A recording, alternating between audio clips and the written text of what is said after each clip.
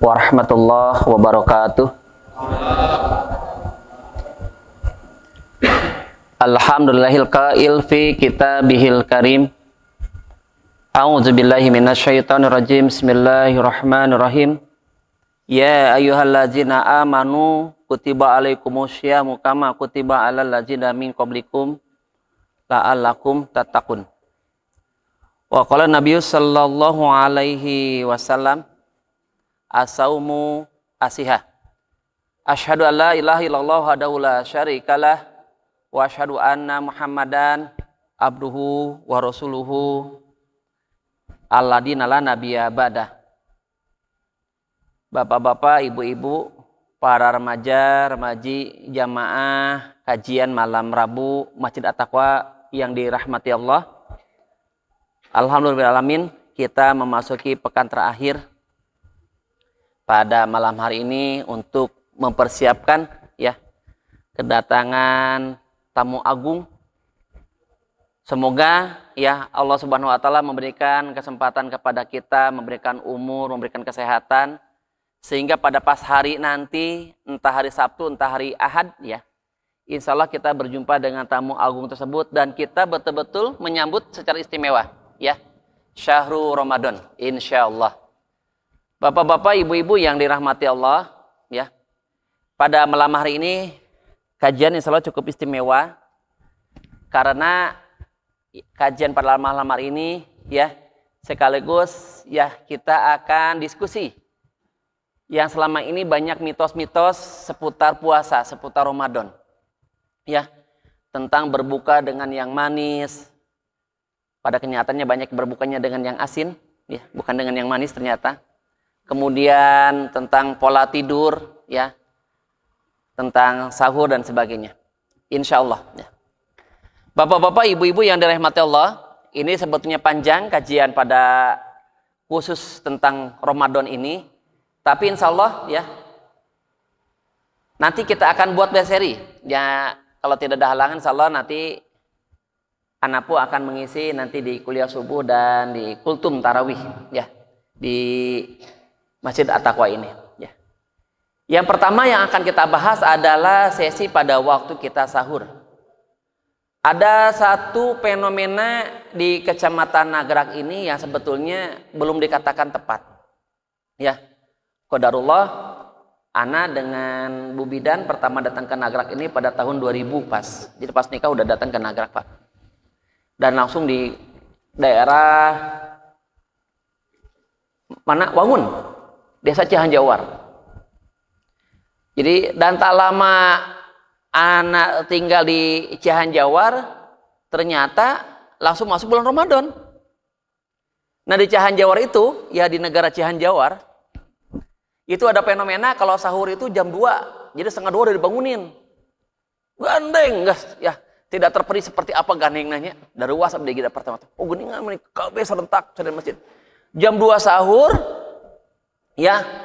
ternyata kurang lebih makan sahurnya itu jam setengah 3. Setelah makan pada tidur lagi. Walhasil sholat subuh teh kasihangan keberangan. Ini yang sangat-sangat ironi.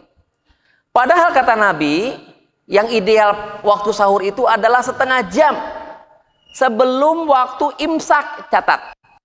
Nih awas jangan sampai tertukar. Yang pertama nih. Nah membangunkannya yang bagus saja adalah jam kurang lebih setengah 4. Tapi jam 3-an lah. Jam 3 itu udah dibangunkan bagus. Entar dia tong jam 2 teuing. Orang mah lain. Dihudang ke teh. Nya, tabu satu gitu soal gandengnya. Abdi ke kuping abdi. Ada yang dari negara Pawenang negara dari Pasir Hantap, dari Cihanjawar manya, Ciambar ke kuping tah. Dari negara Pentas ogenya. Masya Allah. Apa yang terjadi apabila kita setelah makan kemudian tidur lagi? Semoga sampai ke sini. Ibu-ibu bisa kelihatan Ibu ya. Ini sangat-sangat penting. Ini kita visualisasikan adalah tubuh manusia. Oke, jangan ditertawakan. Kalau bagus gambarnya. Ini ada yang namanya organ cerna. Ya, mulai dari mulut, tenggorokan, kerongkongan, kemudian ini mulut lambung, namanya cepingger. Lambung. Kalau kita pas selesai makan, jangankan tidur, duduk aja. Ya, duduk aja. Maka makanan tidak bergerak. Catat. Ini yang menjadi salah satu penyebab timbulnya obesitas. Apalagi kalau makanan tersebut makanan yang sulit dicerna. Puntennya, tiba-tiba saya melirik wajahnya Kang Aprijal. Karena ketika Kang Aprijal pertama di rumah kami, 1 bulan naiknya 15 kilo. Yang tadinya langsing menjadi berbobot. Ya, berbodi botol. Ya, wajahnya Kang Aprijal.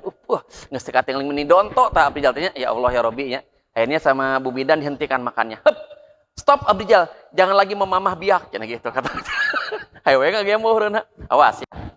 Apalagi tertidur. Saat tertidur, tidur nih. Orang tidur, nangkarak lah nya. Nangkarak ya, lambung. Asam lambung ya, itu ternyata dia terkepung di sini.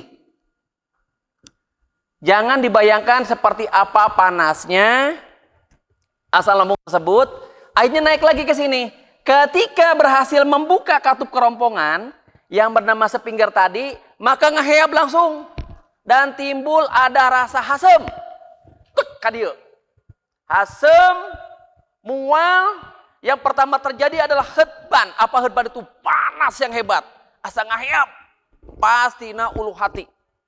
Yang keduanya rasa tak nyaman seperti mulek. Mulek bahasa Indonesianya apa ya? Seperti diaduk. Seperti diaduk. Ya. Kemudian rasa tak nyaman di tenggorokan seperti tercekik. Nah, yang mengerikan lagi adalah apabila di sini merasa penuh, paru-paru penuh, di sini ada namanya organ jantung. Ketika di sini tak mampu dihalau oleh paru-paru, tenggorokan tak mampu menghalau, mampir ke jantung, maka berubahlah menjadi apa ya para hadirin? Resikonya adalah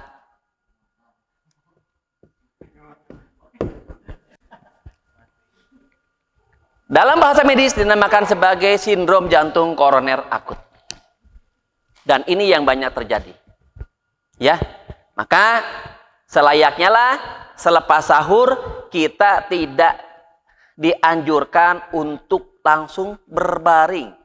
Tiduran, bahaya.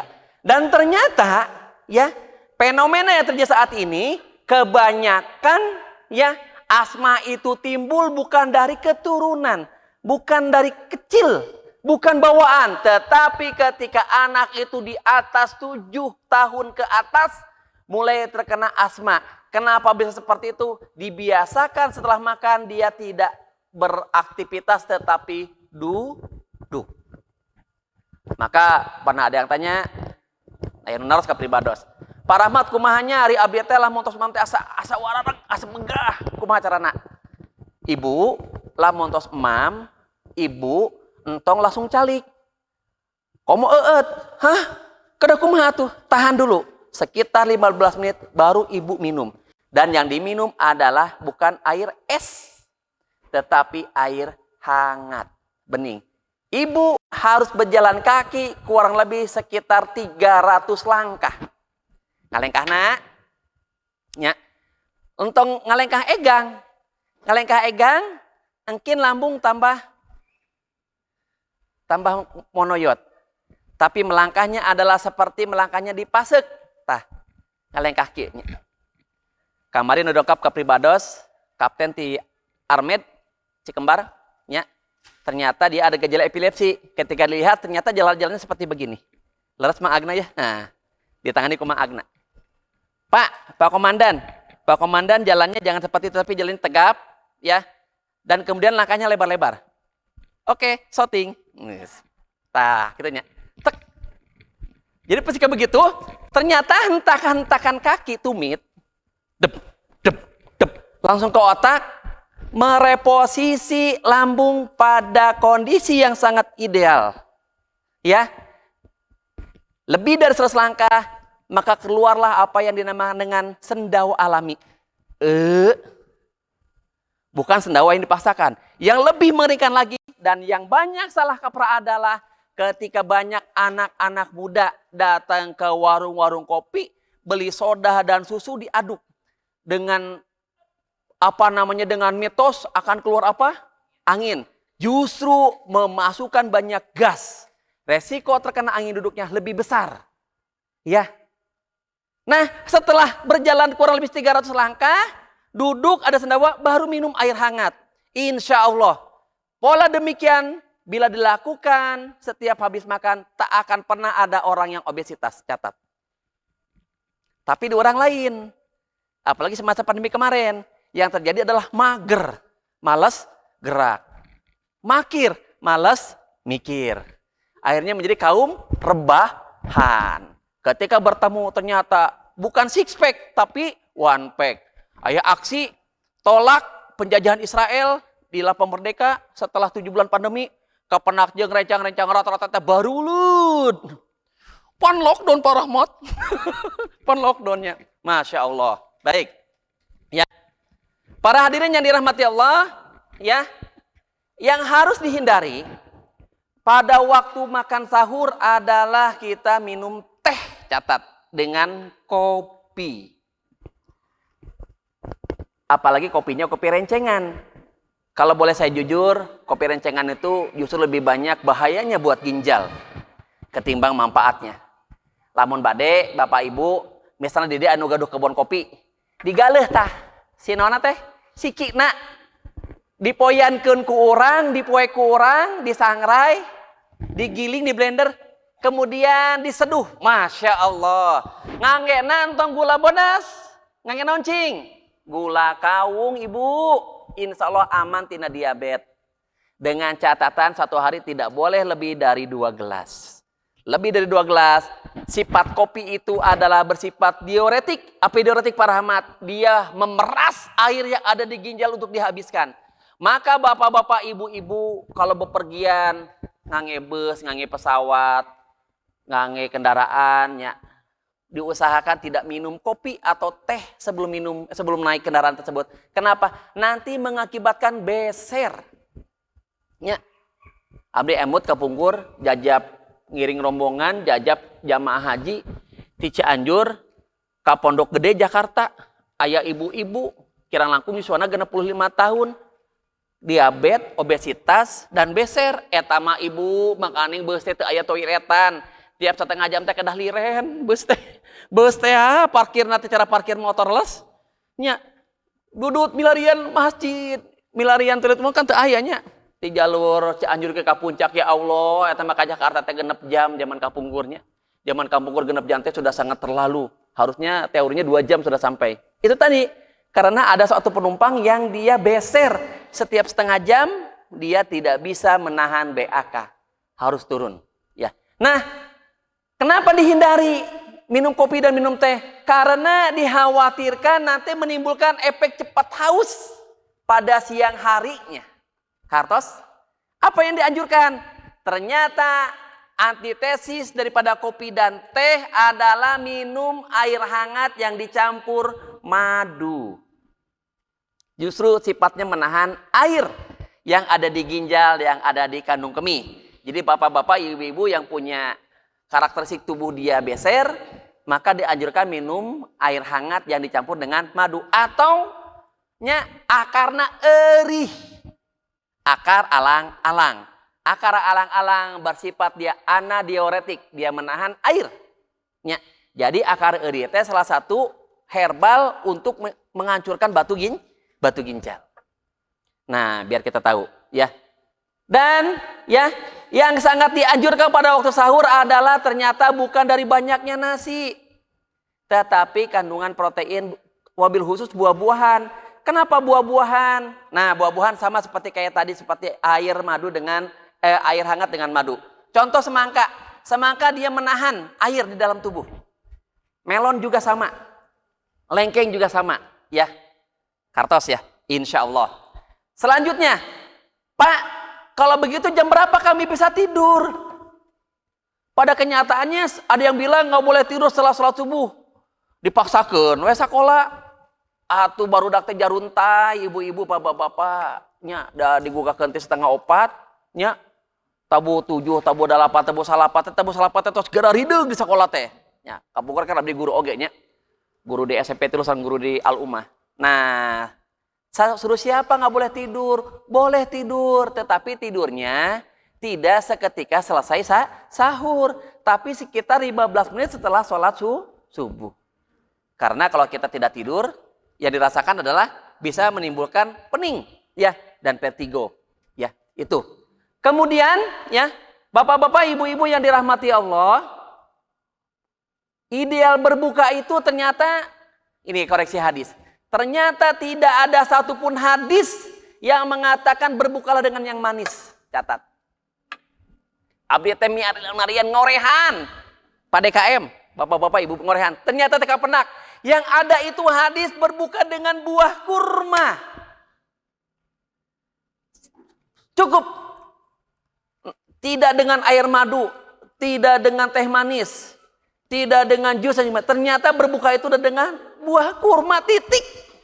Udah kita mah nurut teku macek Nabi. Dan ternyata jumlahnya itu harus ganjil. Ada yang tahu kenapa harus ganjil? Selain sunnah Nabi, naon Kang Tegar? Secara ilmiahnya kenapa? Selain itu, ilmiahnya apa? Lamun teu bisa push up. Sederhana ya. Ternyata kalau jumlahnya ganjil, ya ada efek, ternyata salah satunya adalah bisa mengusir jin. Masya Allah, ya makanya kata Nabi, barang siapa yang makan buah kurma ajwa selepas subuh 7 butir, maka selama 24 jam orang tersebut terhindar dari sihir dan gangguan jin. Yang keduanya adalah ternyata bila jumlahnya ganjil, ya maka kandungan glukosanya kecil, yang lebih banyak adalah kandungan fruktosanya. Kemudian serat yang luar biasa. Zat besi, dan salah satunya adalah zat anti radang serta asam lambung. Jadi bapak-bapak, ibu-ibu, nah Kang Dede didawamkan pas buka puasa itu makan buah kurma. Ya, itu jumlah ganjil. Yang paling bagus adalah kurma ajwa. Ya. Tapi kalau kurma ajwa digigitnya itu menimbulkan iritasi kepada gigi. Karena ada beberapa yang curhat, Pak, geningan saya teh makan kurma ajwa jadi nyeri ahos, Pak. Tuh Pak jadi ngilu, lalinu. Nah, maka kurma ajwanya direndam dulu 3 jam sebelum berbuka. Berarti kira langkung tabuh tiluan. Pas buka, caina, kartos, nya, kurmana diemam. Itu menghindari daripada efek iritasi kepada email gigi. Dan ternyata air rendamannya berubah menjadi air nabis. Insya Allah, ya. Berarti pas berbuka teh yang bagus minum air hangat dulu, ya.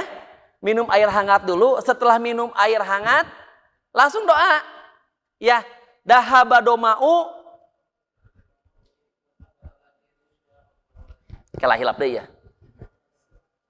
Ada ikan kita jadi grogi hilap deh. Dahabadomau. Wa abdul uruki wa sabatal azro insya Allah, ya. Gimana Pak dengan Allahumma lakasumtu? Tafadhol, silakan, ya. Karena tidak ada larangan. Ya, Allahumma barik lana pun boleh, ya. Ya, artinya itu adalah bersifat mubah dalam hal itu. Nah, kemudian ya, boleh setelah berbuka dengan kurma tadi sholat maghrib. Setelah sholat maghrib baru makanan berat. Ya, makanan berat. Anu nanos, Pak, ari abdi mah resepna kana gorengan. Ya Allah Pak, eta mah jadi semacam menu wajib, bala-bala nya. Kemudian gehu, comro nya ditambah ku sambal kacang. Aduh eta teh Pak, makanya favorit. Jadi berbuka teh bukan dengan yang manis Pak, berbuka dengan yang asin dan gorengan. Bapak-bapak, ibu-ibu yang dirahmati Allah, ya. Tahun 2014 kami mengadakan riset kecil-kecilan. Ya, riset yang pertama adalah darah, ya, mengambil sampel darah. Sampel darah yang pertama dicampur dengan alkohol. Ternyata darah tersebut menjadi warnanya hitam. Berarti ketika darah terkontaminasi alkohol berbahaya. Yang kedua, darah kita campur dengan garam. Ternyata ketika campur dengan darah itu menjadi semacam kristal. Makin bulat-bulat mengental dan akhirnya seperti timbul endapan. Maka orang-orang yang punya penyakit darah tinggi ya itu dipantrang untuk makan yang tinggi garam. Memang benar itu. Yang ketiganya, darah tersebut dicampur dengan minyak. Ternyata tak bisa bersatu antara darah dengan minyak. Mencar. Ya. Berarti darah dengan minyak itu kontraindikasi dan bisa menimbulkan sumbatan. Yang keempatnya, darah dengan air bening. Ternyata darah gerakannya menjadi dinamis, menjadi elastis, warnanya berubah menjadi cerah dan bergerak cepat. Berarti air hangat yang bening ini fitrahnya adalah dengan darah. Tetapi 3 elemen yang tadi, alkohol, ya, kemudian garam, ya, dengan derivat ya. Yang ketiganya adalah minyak. Itu adalah kontraindikasi. Dan kami tes beberapa orang yang punya penyakit jantung, ya. Kemudian saat berbuka makan gorengan, ternyata tak lama kemudian beberapa klien tersebut jantungnya kambuh. Kemudian yang punya kolesterol, ciri-ciri kolesterol bapak-bapak, ibu-ibu, ya, ciri-ciri jantung. Bila menakan orang, penyakit jantung yang pertama adalah rasa sesak di seluruh dada. Yang keduanya, tiba-tiba di bagiannya sebelah kiri seperti ada hujaman. Nyelekitnya, jika nu diremes. Yang ketiganya, telapak tangan, telapak kaki sering kesemutan. Ya. Kemudian yang keempatnya, rasa kaget yang luar biasa bisa menimbulkan shock. Jadi lamun dari ruas teh kadeknya, Andrew, misalnya, Andrew, datang perempuan yang meminta pertanggungjawaban darimu. Jadi Andrew langsung dewas, gelepok pisannya. Padahal mah tak enak naon kan teh misalnya. Ternyata Andrew itu punya penyakit jantung. Ya. Kakang Agna misalnya. Nah, Kang Agna tiba-tiba aya nini ngaku mitohana Kang Agna. Padahal Kang Agna dikaget encan misalnya. Kang Agna ruas, pisan gelepoknya. Nah, itu ciri-ciri penyakit jantung. Kemudian yang kelima, orang yang punya penyakit jantung, perhatikan tidak mampu melangkah lebih dari 100 langkah. Apalagi kalau langkahnya adalah rada nanyak seetik weh. Maka 5-6 langkah pun dia sudah tak kuat. Nanyak seetik kita. Lamun lebih akurat lagi dibawa ke Gunung Walat. Betul? Selepas ada studio itu, kalau langsung ekstrim nih tanjakannya. Maka orang yang punya penyakit jantung itu tak akan mampu naik. Nah, berikutnya apa lagi? Ternyata orang yang punya penyakit jantung ya, kalau dilihat dari matanya itu seperti ada merah di sininya. Namanya skerela. Titungtung ieu katungtung teh langsung nembus. Dan qadarullah ibu-ibu, bapak-bapak, ternyata orang yang punya penyakit jantung secara historis eta teh kasedepna ngam gorengan. Ciri-cirinya dari apa? Dari matanya yang putihnya itu matanya keruh. Dan seperti ada plek-plek kuning. Itu adalah minyak goreng yang tak mampu dicerna oleh usus halus. Ya, yang tak mampu dicerna oleh usus halus. Ibu-ibu, bapak-bapak yang dirahmati Allah. Sejatinya, seharusnya yang namanya bulan Ramadan, bulan puasa itu membersihkan seluruh tubuh dari racun-racun. Ya. Bapak-bapak, ibu-ibu, abdi nuju ka Taman Safari, ngobrol sareng si pawangna harimau. Terutama harimau Sumatera. Kan ada atraksi harimau. Abdi naros, "Pak, apakah benar dalam 1 tahun si kucing besar ini, baik harimau ataupun singa, itu ada puasanya?" Betul. Ternyata harimau dan singa dalam 1 tahun mereka akan puasa minimal 1 minggu. Untuk apa? Untuk membersihkan ususnya. Dan mereka akan makan rumput-rumputan. Masya Allah. Berarti jalmi anu teu puasa teh, jalmi puntennya, jalmi odob nya. Tah. Berarti itu sangat zalim. Bahkan bukan seperti itu nih, ya ibu-ibu. Puasa maksimum selesai tanggal berapa? tanggal 30. Ya, bila si bulan Ramadan digenapkan bulannya. Ternyata kalau ada yang berpuasa tanggal 31, catat ini. Maka yang terjadi adalah bisa terjadi serangan angin duduk. Karena tubuh pada tanggal 31 itu haknya untuk batal, haknya untuk iftar. Maka diharamkan berpuasa pada tanggal 1 Idul Fitri. Masya Allah. Ya, jadi sebetulnya berpuasa itu adalah itu keuntungan lahir dan batin untuk kita. Kemudian ya, Bapak-bapak, ibu-ibu ya, pada waktu berbuka juga hindari minum air es. Penancing. Aduh, komo eta mah nya. Urang mah da ham-ham teh nya. Jadi digedekeun nafsu sasi saum teh nya. Ka lapang gumbira ka kios-kiosna nya. Eta di papanya dawegan cendol nya, terah cincau nya, es campur tadi tehnya. Masya Allah kolak. Ya Allah pinuh. Dia nak resek tehnya. Laras buaan nya berdaknya. Ditemrakeun teh meja teh. Nya. Ari tos bukanya. Duk buka. Allahu Akbar, Allahu Akbar. Satu teguk air hangat ternyata mampu menghilangkan dahaga, haus dan lapar yang selama 1 hari penuh seolah-olah menghantui kita. Artinya apa ya?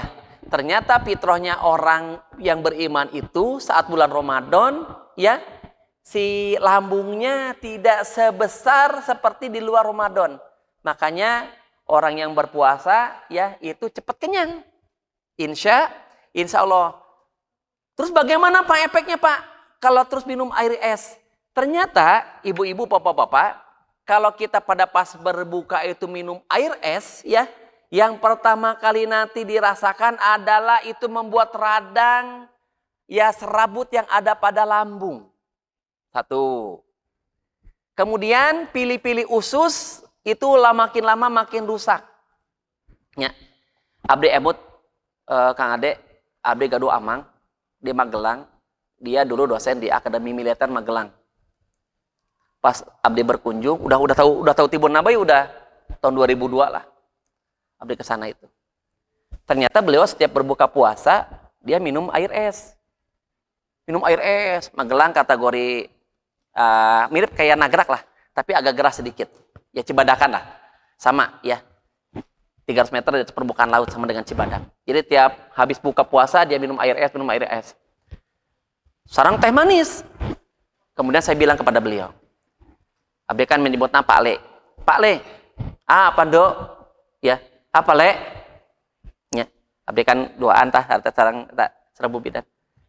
Akhirnya Abdi komplain, Pak Le, harusnya setiap habis berbuka jangan minum air es, karena bisa mengakibatkan ya makanan yang di lambung itu tidak tercerna dengan sempurna. Dan kemudian nanti semakin melemahkan organ pankreas untuk mengeluarkan hormon insulin. Akibat kedepannya, orang yang selalu minum air es selalu, ya, apalagi ditambah dengan gula putih, maka bisa terkena kencing manis, cepat atau lambat. Kamu Le, jangan aku tangkutin Pak Le. Biasa aja doain sehat. Ini mengingatkan, karena kelihatan dari wajah Pak Le itu udah kelihatan udah nggak begitu nyaman. 2 tahun ti harita, penak deui kenging kabar. Mas Rahmat. Abdi di lamun UIK Jogja dipanggil lama. Mas Rahmat. Pak Le, sekarang gula darahnya 400. Innalillahi wa inna ilaihi rajiun. Abdi penak deui. Gimana Le kalau udah begini Le? Ingat gak dulu yang pernah saya katakan? Nggih, kula mudeng. Saya paham. Di terapi ku abdi teh. Di terapi Yumeho, di Bekam, ditusuk jarum. Sakinten. Tapi kembali kepada habit yang lama. Kepada kebiasaan lagi nih. Ya, habis makan, mager. Tadi kan udah dikatakan, harusnya setelah makan, bakarlah karoli itu. Ya, jangan didiamkan. Apalagi kalau habis makan, tidur, miringnya ke kiri ibu. Dijamin eta jalmi bakal gendut. Insya Allah. Tapi gendutun eta. Miringnya ke mana? Miringnya ke keja. Bikin monoyot eta teh. Harusnya miringnya kemana? Ke kanan. Ternyata tidur yang paling ideal itu adalah miringnya ke kanan. Bukan terlentang ya. tapi miring ke kanan. Sangat-sangat ideal buat gestur juga tulang belakang. Masya Allah. Ya. Kembali ke prinsip yang lama. 2 tahun penak deui, da abdi jarang wih ka Jogja. Penak deui teh gula darahnya di angka 700. Dan kemudian matanya sudah makin tidak bisa melihat. Jadi sudah sangat buram, pecah semua pencahayaan. Dan sumbatan gula sudah sampai ke jantung. Sehingga harus dilakukan pemasangan ring. Ya, pemasangan ring dioperasi. Sekalinya operasi, ya 1 pasang ring itu 100 juta rupiah. 400 juta. 500 juta. Dan setiap 4 tahun harus diganti itu ring. Ya, ketika saya terapi salah seorang gubernur yang di Indonesia abdi dipanggil ke daerah Kalimantan, saya sebulan sekali Pak Rahmat ke klinik Cikini, klinik jantung Cikini. Buat apa Pak? Maintenance Pak Rahmat, saya sudah dipasang ring. Saya dulu dipasang ring, hampir kurang lebih sekitar 1 miliar habis. Subhanallah. Innalillahi. Suruh pirbados kabayang pan. 1 miliar lamun ngadamel masjid At-Taqwa. Tos teh sama naranya, leres. Abdi mah kadinya we, di dia terus dipasang naon? Dipasang kayak LCD. Masya Allah, kebayangnya. Wilis yang sangat istimewa, wilis nagenya. Mau capek-capek Kang Dede Kole, Pungal Pangul jeung Kang Sandi moal nya. Moal pareum Kang Willy pas ngimaman, walau eueuh-eueuhannya, da pareum teh nya Kang Willy nya. Atuh nungguan itu Kang teh nya. Ira Amina cenah nya, padahal pareum si Wirisna teh. Terus saya sebulan sekali harus ke klinik Cikini untuk perawatan, cek aja. Saya habis sebulan sekali habis 150 juta. 1 tahun terus sabaraha Bapak, Ibu berarti sudah sekitar 1,5 miliar. Lebih bahkan mendekati angka 2 miliar. Allahu Akbar. Begitu berharganya tubuh kita apabila tidak dijaga. Masya Allah ya. Nah, bertemu lagi dengan Pak Lete. Ternyata sudah dalam keadaan drop, koma. Sudah tak mampu dilakukan. Tubuhnya kecil. Hanya tinggal tulang dengan kulit. Ya, nadinya sudah hampir tak teraba. Kemudian abdi ngarukyah sekaligus talkin, ya. Qadarullah akhirnya meninggal, ya. Meninggal di usia yang ternyata masih produktif. Nah, Kang Bagol, kadeknya. Maka kita sehat wajib.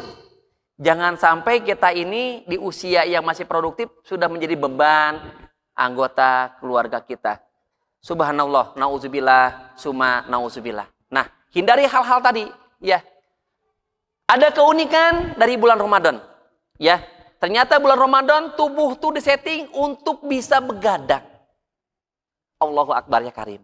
Maksimum di bulan Ramadan ternyata piket organ tubuh tuh bergeser, tidak lagi jam 11 untuk liper, tetapi di jam 12. Artinya, kalaupun selesai tarawih melakukan tadarus hingga maksimum sampai jam 10 atau jam setengah 11, ternyata masih aman-aman saja. Dengan catatan, entong deket jeung gorengan, entong cakat jeung udud, entong cakat jeung kopi rencengan, jeung cai es, pan eta teh sedep Pak Rahmat.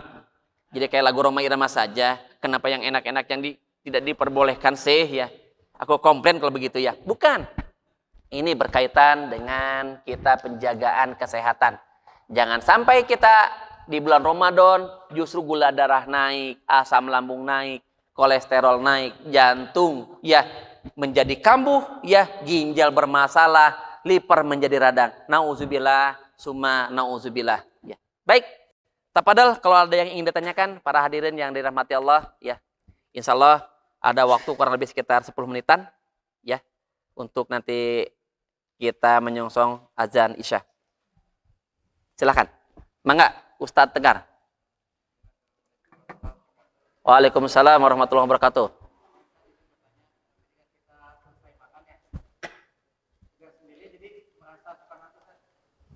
Apakah emang dari porsi makannya atau enggak dari karbohidratnya dikurangkan? Baik. Ada anjuran. Ya.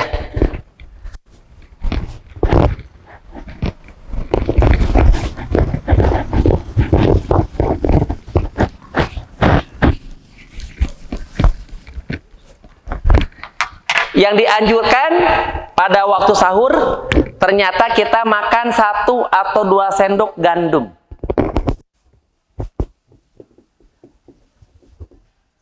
Mengapa gandum dianjurkan pada waktu sahur? Yang pertama, ternyata menahan lapar lama. Nahan lapar cukup lama. Ya, relatif lama nih. Yang keduanya, ternyata zat besinya tinggi. Ini yang unik dari gandum. Tentu saja kesukaan Nabi. Cuma Nabi gandumnya jenisnya talbinah. Jenis gandum yang dikonsumsi sama Nabi Shallallahu Alaihi Wasallam. Oke, di skip saja. Yang ketiganya ada keunikan. Engkau nahan lapar, zat besinya tinggi, kalorinya tinggi, gandum ya. Tapi seratnya tinggi. Tak itu tak bisa hartos teh. Jadi mirip kayak kurma. Serat tinggi yang ada pada gandum.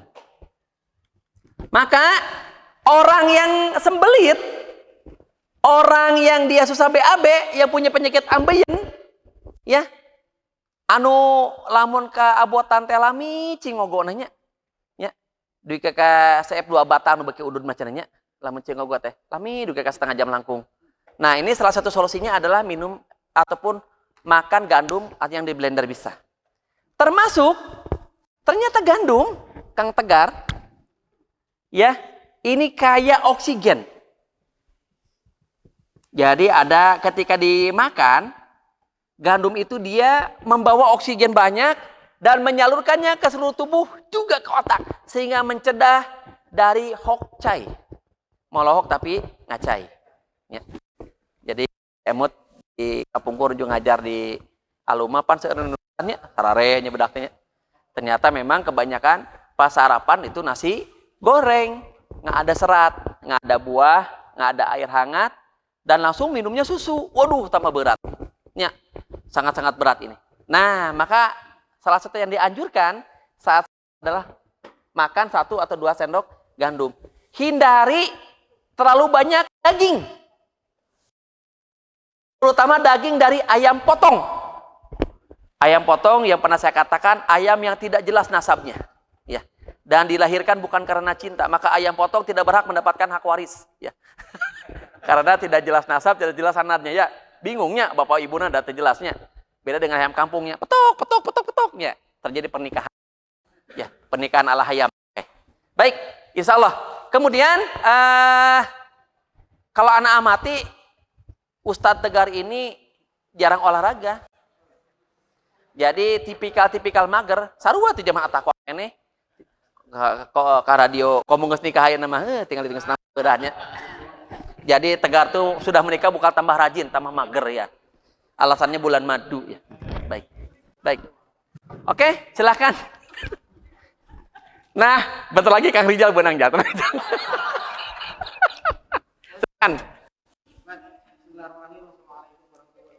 Waalaikumsalam warahmatullahi wabarakatuh.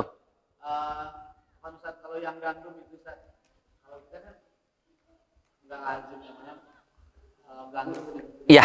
makanan. Kalau misalnya diganti, ada nggak selain gandum misalnya kayak gini, misalnya kayak yang ada lah, yang kita dapatkan kayak kan ada kue kepot, itu bisa tidak untuk menggantikan? Ibu-ibu puntennya, abdi sana suka promosi. Ya. Sekarang kan ada roti gandum ya. Nah, roti gandum itu dia coklat warnanya. Dan ternyata banyak bijinya. Bijinya itu serat. Satu itu. Gantinya biar berem. Oke, tanya. Gantina. Ya, adalah itu ubi merah. Ubi bolet berem. Ya, itu ganti-gantinya. Nah, tetapi ada catatan untuk beras merah, untuk hui bolet, cau raja serai, maka harus disertakan dengan madu. Madu itu adalah katalis penyempurna dari suatu zat ketika dimakan. Maka ibu-ibu, bapak-bapak yang punya keluhan alergi, anak teh alergi dikasih siput, diberi hurang teh barintil kabeh baru nya abdi gaduh sadade kapungkur dipasihan siput teh baru kabeh ingin ketawa tapi takut dosa. Udah nggak bisa dibayangkannya. Oh Pak Rahmat gimana kalau begini? Ditahan deh pada hari seri. Tahan deh. Pakai madunya. lupa tadi ke kamar, di kamar masih dia berarti ada lucunya. Pakai madu, enak kan? Kemudian ketika sudah terlanjur, maka olesi dengan zaitun.